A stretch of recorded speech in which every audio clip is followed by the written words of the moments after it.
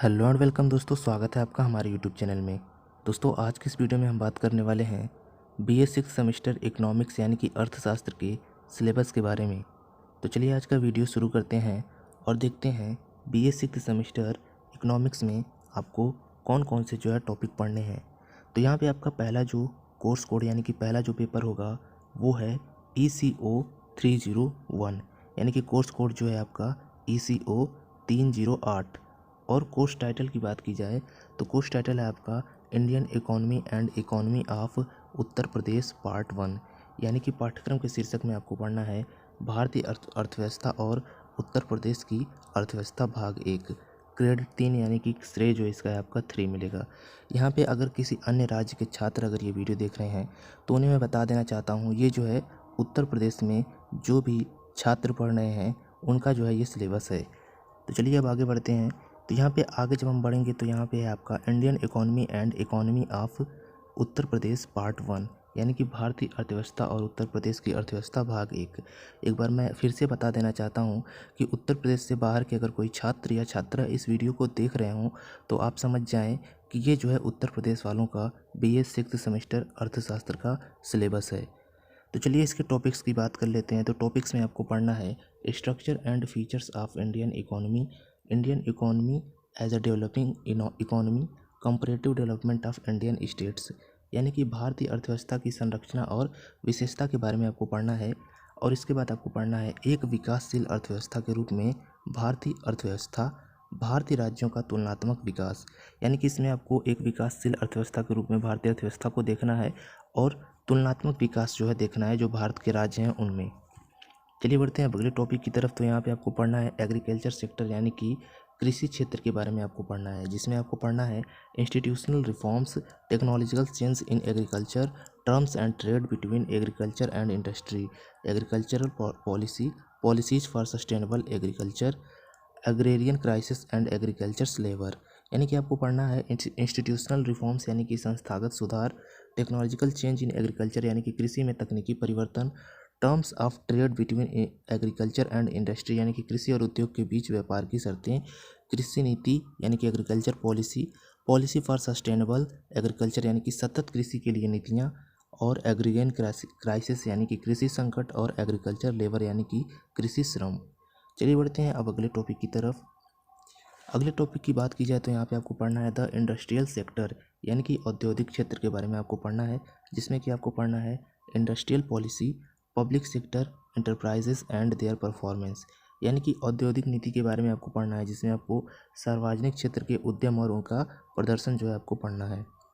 Privatisation and disinvestment debate, small medium and large scale sector, industrial labour, trade union movement यानी कि आपको यहाँ पे पढ़ना है निजीकरण के बारे में यानी कि प्राइवेटाइजेशन जो हो रहा है, निजीकरण हो रहा है, उसके बारे में आपको पढ़ना है।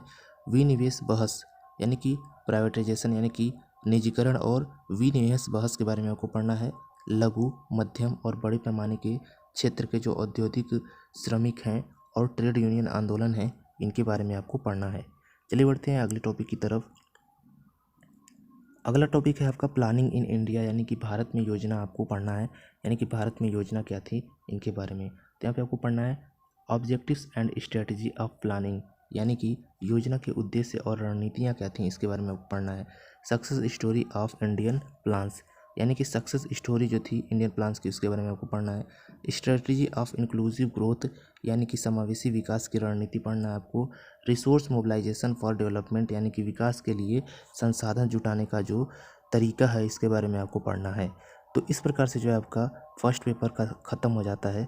अब चलिए बढ़ते हैं अगले पेपर की तरफ, जिसका कि कोर्स कोड है आपका ECO 309 और इसका कोर्स टाइटल जो है Indian economy and economy of Uttar Pradesh part 2 यानी कि इसमें पढ़ना है आपको, पाठ्यक्रम का शीर्षक है भारतीय अर्थव्यवस्था और उत्तर प्रदेश की अर्थव्यवस्था भाग 2। इसके लिए आपको श्रेय यानी कि क्रेडिट मिलेगा 2।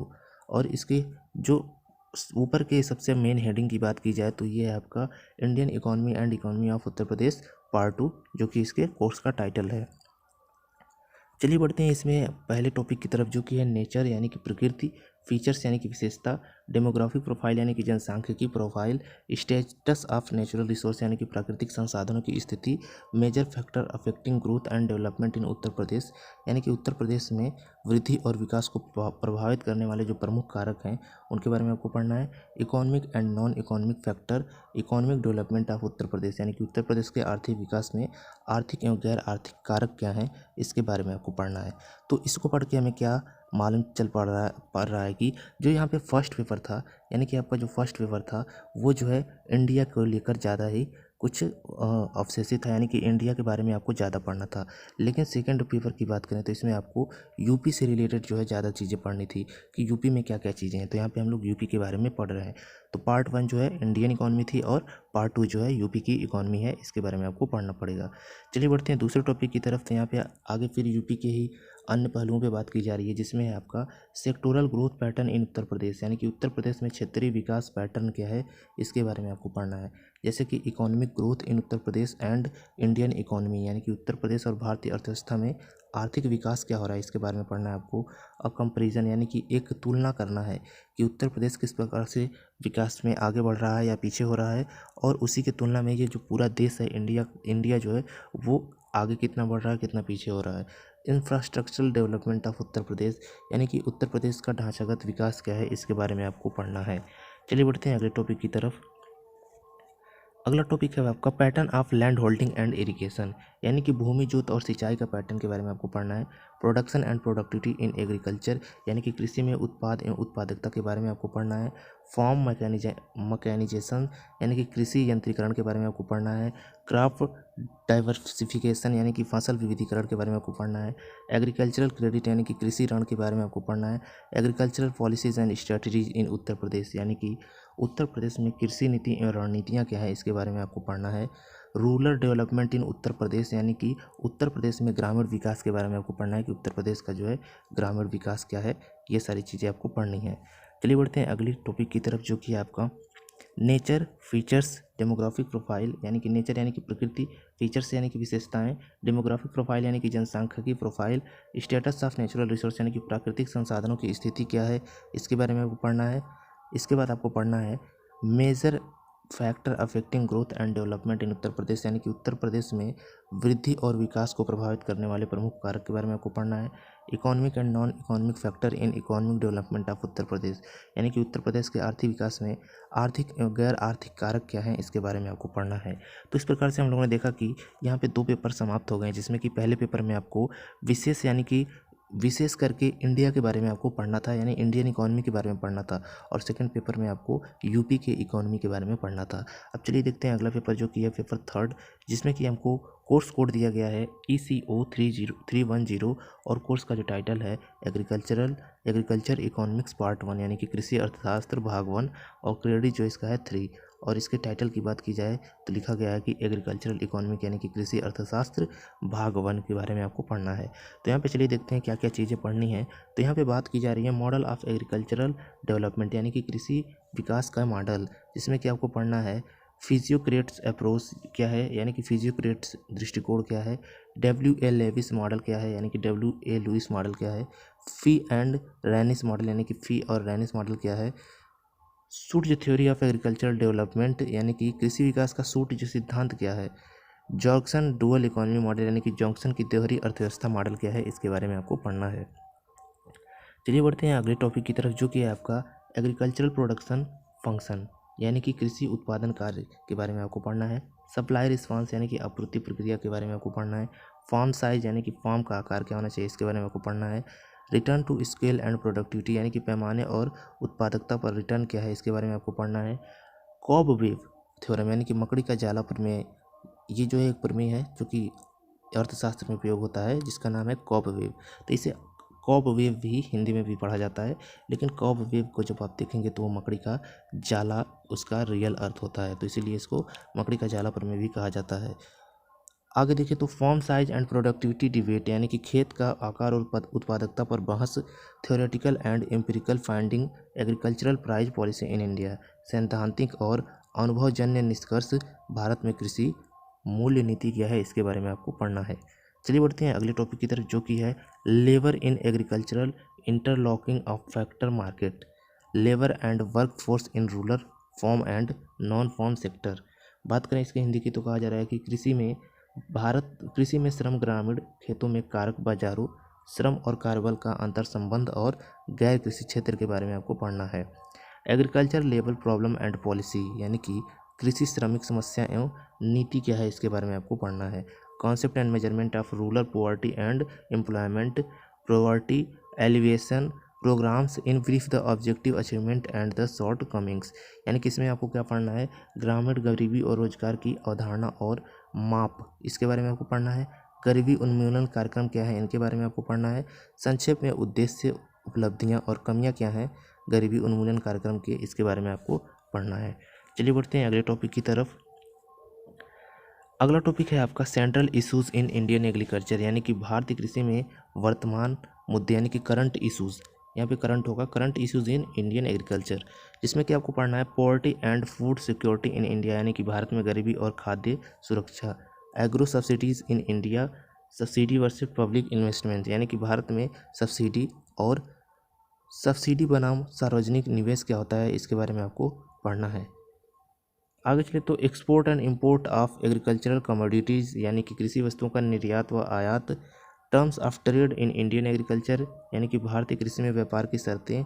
WTO and Indian agricultural Bali negotiation, यानी कि WTO और भारतीय कृषि प्रणाली वार्ता जो है, भारतीय कृषि और बाली प्रणाली जो वार्ता है, इसके बारे में आपको पढ़ना है।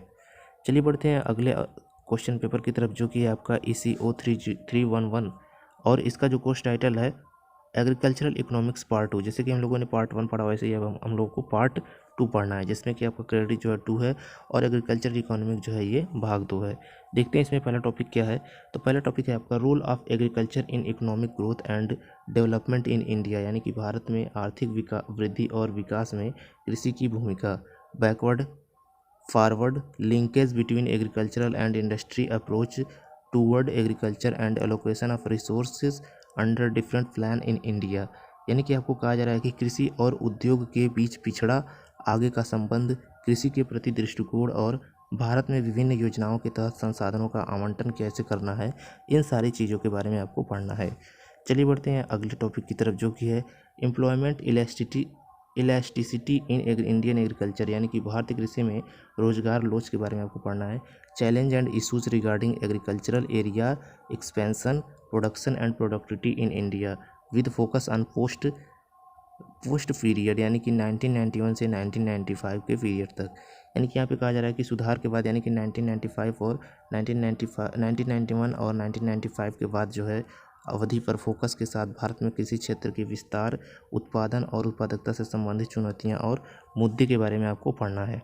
चलिए बढ़ते हैं अगले टॉपिक की तरफ, जो कि है land reforms in India and its contemporary relevance, green revolution and the need for second generation green revolution, role of infrastructural support, irrigation, power, seed, fertiliser, marketing support system and roads in agricultural development in India, यानी कि भारत में भूमि सुधार और इसकी समकालीन प्रासंगिकता, हरित क्रांति और दूसरे की आवश्यकता, उत्पाद, हरित क्रांति, बुनियादी ढांचे की भूमिका, सिंचाई, बिजली, बीज, भारत में कृषि बीज विकास में उर्वरक, विपणन सहायता प्रणाली और सड़कों के बारे में आपको पढ़ना है।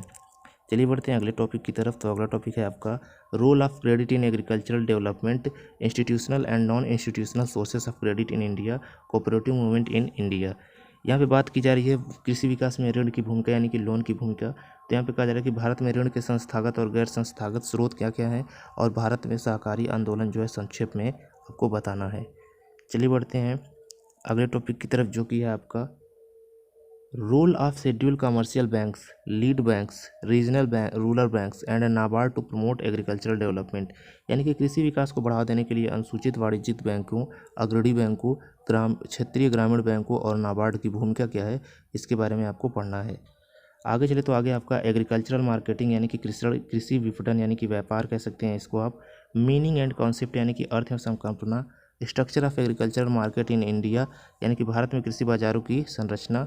Issue and challenges in the marketing of agricultural product in India with focus on the post reform, यानी कि कहा जा रहा है आपकी भारत में कृषि उत्पादों के विपणन यानी कि व्यापार करने में जो मुद्दे हैं और चुनौतियां हैं उनके बारे में आपको पढ़ना है।